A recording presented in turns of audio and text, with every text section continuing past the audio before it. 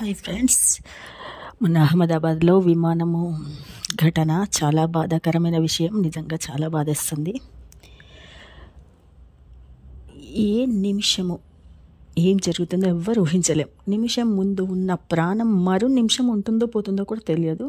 అందుకే ఈ శరీరంలో ప్రాణం ఉన్నంత వరకు ఇతరుల పట్ల కుళ్ళును ద్వేషాన్ని కలిగి ఉండొద్దు. ఎప్పుడైతే కలిగి ఉంటావో అప్పుడే చనిపోయినట్టే. ఇక 100 ఏళ్ళు బతికినా వ్యర్థమే.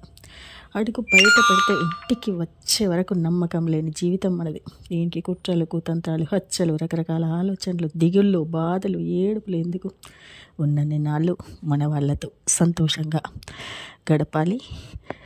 10 మందికి సహాయం చేస్తూ ఉండాలి. మనము అనుకోవాలి, ముందుకు నడవాలి.